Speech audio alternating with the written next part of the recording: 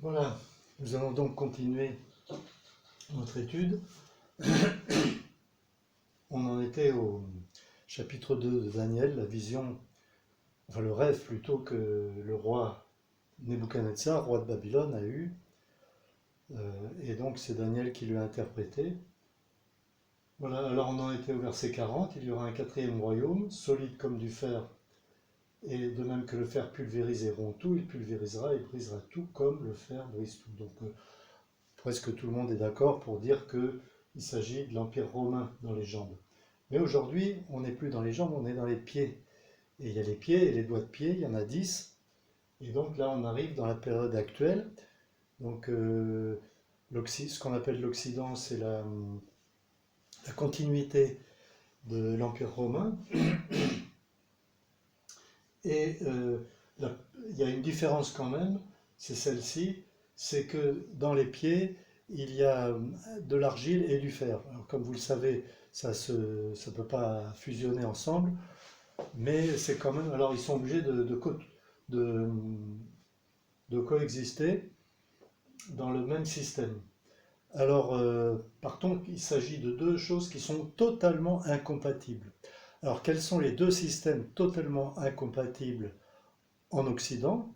Quand je dis Occident, je veux dire Europe et son extension américaine, du nord et du sud. Et eh bien, les, il y a d'une part les mondialistes qui veulent conquérir le monde, établir un gouvernement mondial, et d'autre part, il y a d'autres mondialistes qui veulent aussi établir leur gouvernement mondial, c'est l'islam. Alors ça fait peut-être pas plaisir que je dise ça, mais ça fait, je le dis quand même. Vous pouvez lire le Coran et si vous voulez plus de détails, je vous donnerai les versets. Parce que là, il ne faut pas s'appuyer sur ce que racontent les uns et les autres, mais sur ce qui est écrit. Voilà. Donc, ces deux systèmes sont concurrents et il n'y a pas aucune possibilité de faire une alliance, de résoudre le problème à l'amiable. C'est pas possible. C'est l'un ou l'autre. Donc voilà, j'en dis pas plus là-dessus. Donc, tu as vu les pieds et les orteils en partie d'argile et de potier et en partie de fer. Ce royaume sera divisé, mais il y aura en lui quelque chose de la force du fer parce que tu as vu le fer mêlé avec l'argile. Voilà. Comme les doigts des pieds étaient en partie de fer, en partie d'argile, ce royaume sera en partie solide et en partie fragile. C'est de là que vient l'expression le colosse aux pieds d'argile. Les gens du monde, même les athées, utilisent ça comme expression, mais ils ne savent pas évidemment que ça vient de la Bible. Et alors, dans la vision, dans le rêve, ça continue. Le roi a vu une grosse pierre se détacher du ciel, sans le secours d'aucune main, et elle a frappé la statue au pied, et tout s'est effondré. Donc ça représente le Seigneur Jésus qui revient sur la terre, établir son royaume, un royaume mondial, et qui va faire s'effondrer tous les empires mondiaux, tous les, tous les systèmes humains mondiaux, tout va s'effondrer et va être remplacé par le règne messianique de Jésus. Alors ça, c'est après, bien entendu, la grande tribulation. Alors, revenons à l'Europe. Voilà, on a une couronne de 12 étoiles. Alors, d'où elle vient cette couronne? Elle vient d'une vision de l'Apocalypse très mal interprétée, de la femme avec une couronne de 12 étoiles. Mais évidemment, ce n'est pas l'Europe, mais celui qui a mis ce symbole sur le drapeau de l'Europe, c'était un adorateur de la Vierge, et il a voulu mettre l'Europe sous l'autorité de la Vierge. Et donc, c'est pour ça qu'il y a ça sur le drapeau. Alors, l'Europe, c'est qui? C'est quoi? Ben, en fait, c'est une déesse. Donc, vous voyez, on est toujours dans la laïcité, la déesse. Alors, la déesse Europa, dans la mythologie grecque, elle s'est faite emporter, elle est montée sur le dos d'un taureau. En fait, le taureau, c'était Zeus qui voulait coucher avec elle, quoi, voilà. Et donc, il l'a emmenée dans la mer et il l'a violée. Voilà, ça, c'est l'histoire de l'Europe. Alors, vous avez ça à Bruxelles, et ça à Bruxelles aussi, sur l'aéroport. Et voilà, par exemple, un panneau pour l'année dernière. semaine de l'Europe, conférence, etc. Alors vous avez la couronne de 12 étoiles avec un œil au milieu. Et sur les pièces, vous avez par exemple ici, Europa, sur le taureau. Vous avez ici le grand arbre, qui est peut-être l'arbre, la vision de Nebuchadnezzar aussi. Et puis vous avez ici l'aigle, un aigle parmi d'autres, parce que le Seigneur Jésus le dit, en parlant d'Israël, là où sera le cadavre, un cadavre c'est un corps sans vie, c'est-à-dire Israël. Israël est un corps mais sans vie, un cadavre. Là où sera le cadavre, là se rassembleront les aigles. Et puis d'autres traductions disent les vautours. Alors ici vous avez encore sur les timbres, Europa, et ici une poterie grecque, donc avec la déesse Europa, et ça a été repris, ce portrait-là, sur les billets de 5 euros. Mais pour le voir, il faut le mettre devant la lumière pour le voir ici. Voilà la maison de l'Europe à Strasbourg, qui est, selon l'architecte, en anglais, c'est la tour de Babel. Donc il s'est basé sur ce tableau, et comme vous le voyez, c'est pas fini. Et là, c'est pas fini non plus. Et il a dit, c'est exprès, c'est pas fini. Donc peut-être qu'ils vont essayer de la finir, je sais pas. Et voici la porte d'Ishtar. Alors elle se trouvait à Babylone, en briques, émaillée, bleue, avec des animaux en relief. Et c'est le roi Nebuchadnezzar qui l'a fait construire. Et la porte principale pour rentrer dans la ville. Et alors les Hébreux de la captivité sont rentrés par là. Enfin en tout cas, très probablement le prophète Daniel et probablement le prophète Ézéchiel aussi sont rentrés par là. Et bien figurez-vous que j'y suis rentré aussi parce que cette porte a été entièrement démontée par les archéologues et reconstruite à Berlin, dans le musée de Pergamon. Vous pouvez aller la visiter. Et ça, c'est une copie qui se trouve à Babylone, qui a été construite par le président Saddam Hussein. Mais pour la construire, il a été obligé de se baser sur l'original. Et puis ça, c'est le temple de Zeus de Pergame. Alors Pergame se trouve en Turquie et les archéologues allemands ont démonté pierre par pierre tout le temple et ils l'ont remonté intégralement à Berlin. Alors c'est le temple de Pergame et il se trouve dans le musée de Pergame, voilà, que j'ai visité aussi. Et donc le Seigneur Jésus a dit, en parlant de Pergame, que là se trouve le trône de Satan. Donc si c'est le trône, il se trouve maintenant au cœur même de l'Europe. Il y aura des phénomènes terribles, des grands signes dans le ciel. Alors, vous avez peut-être entendu parler de Blue Beam, c'est le rayon bleu. Alors, c'est un truc qui peut faire des immenses images en 3D dans le ciel. Et puis, mais ça, ils ont fait juste des essais, ça n'a pas encore été fait. Et puis, il y a également les hologrammes. Alors, il y a des chanteurs comme ça qui sont morts, mais qui continuent de faire des concerts, mais en hologramme. Alors, on a l'impression qu'ils sont là, sur l'estrade, en train de chanter, mais c'est pas eux, puisqu'ils sont morts. C'est pas un film, hein, c'est pas plat, hein, c'est en 3D. Et puis, Jean-Luc Mélenchon a fait des conférences un soir. Il était à un endroit pour sa campagne électorale et il a fait sa conférence à plusieurs endroits en même temps. Donc c'était lui qui était à plusieurs endroits en même temps, mais c'était en fait des hologrammes. Voilà. Ensuite, aujourd'hui, les images sur les smartphones sont en 2D, sont plates, mais les constructeurs travaillent sur les images en 3D, c'est-à-dire sur un smartphone comme ça, on pourra voir bientôt des images en 3D.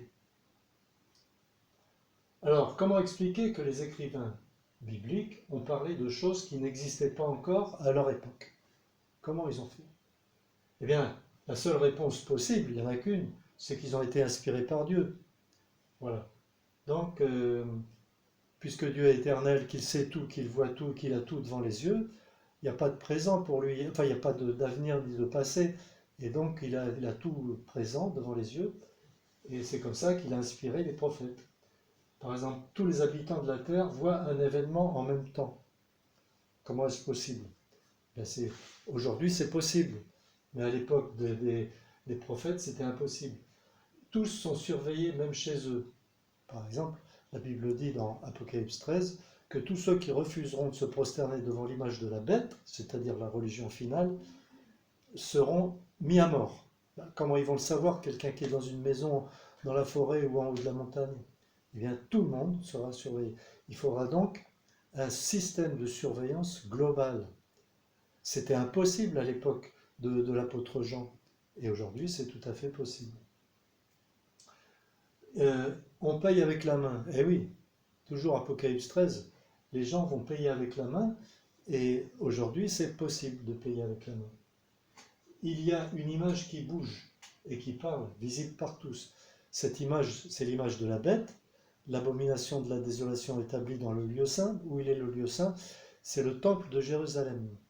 Donc il y aura une image de la bête, de l'Antichrist, une représentation, mais qui va parler et qui va bouger, et qui sera visible dans le monde entier. Et tous ceux qui refuseront de se prosterner devant cette image seront mis à mort. Donc le mot image, c'est icône. À l'époque de l'apôtre Jean, une icône, c'était une peinture ou une statue. Ça ne bouge pas, ça ne parle pas. Voilà. Alors, il a été donc inspiré. Plusieurs courront ça et là, donc aujourd'hui le tourisme, les avions, etc., tout le monde court à droite à gauche ça ne se faisait pas avant, autrefois.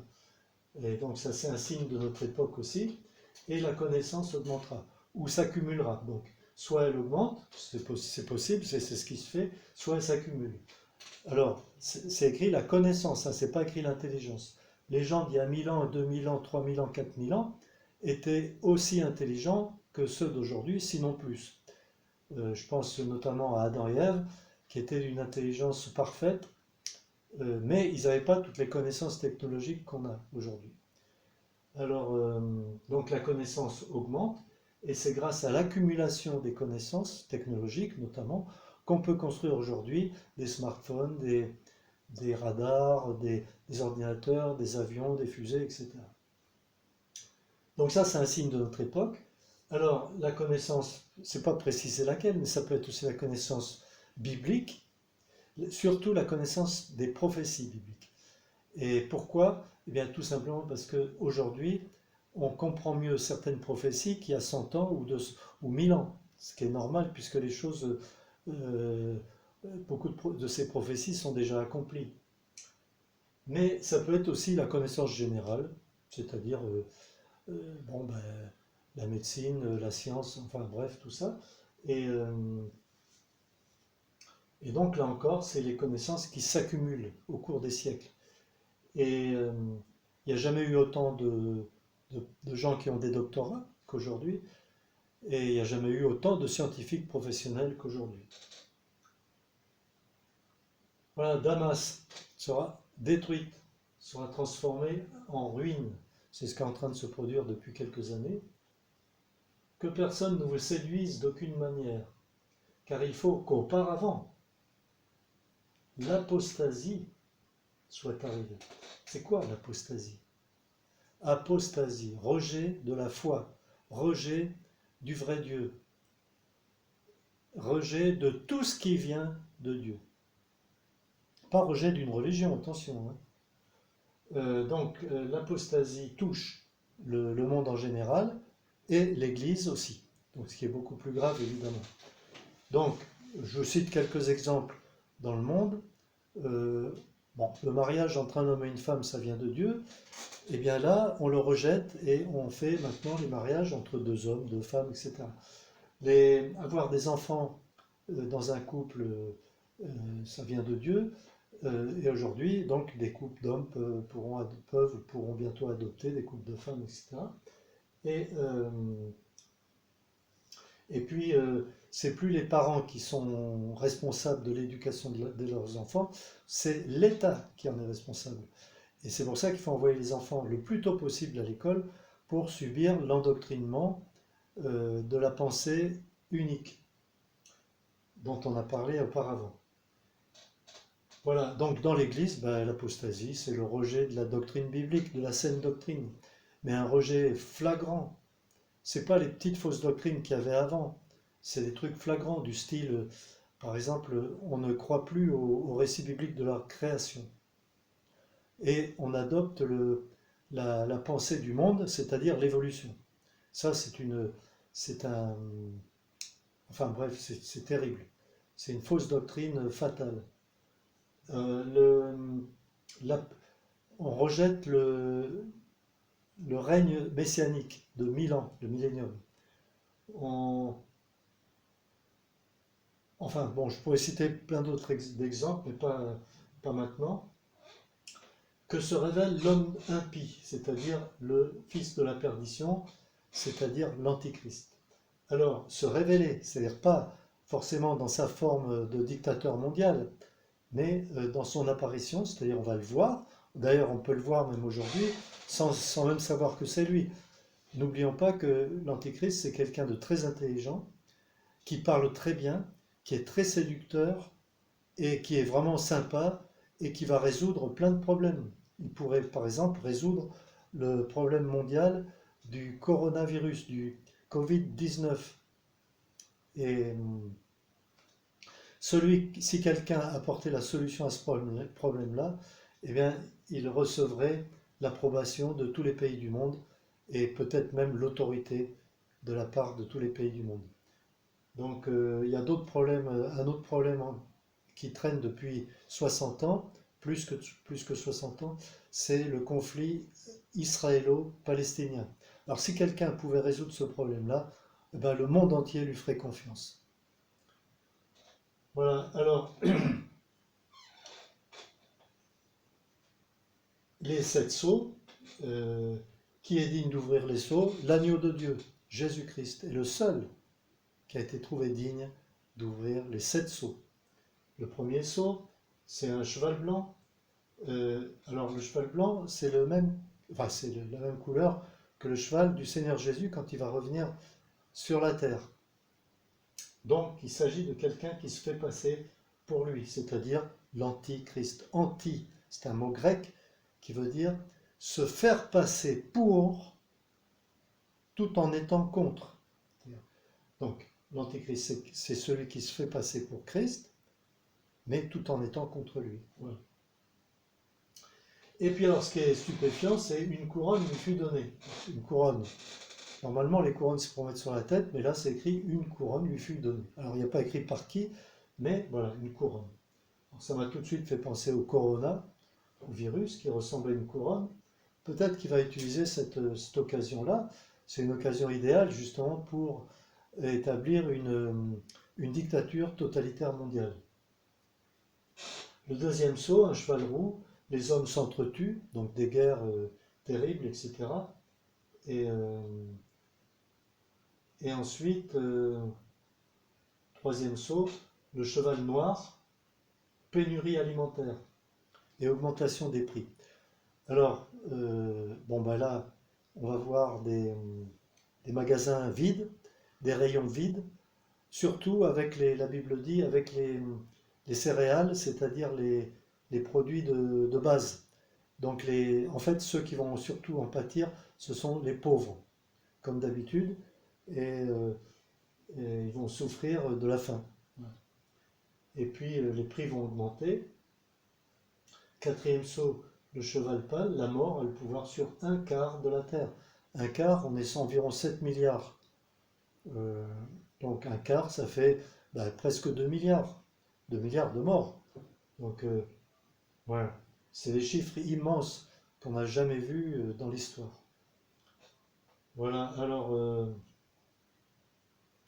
nous allons terminer maintenant avec ce dernier verset. C'est une exhortation pour nous tous, je la prends pour moi, elle est pour nous tous. Veillez donc. Veiller, c'est le contraire de dormir. Est-ce que spirituellement, tu es éveillé? Ou est-ce que tu dors? Ou est-ce que tu somnoles? Donc nous sommes exhortés tous à nous réveiller.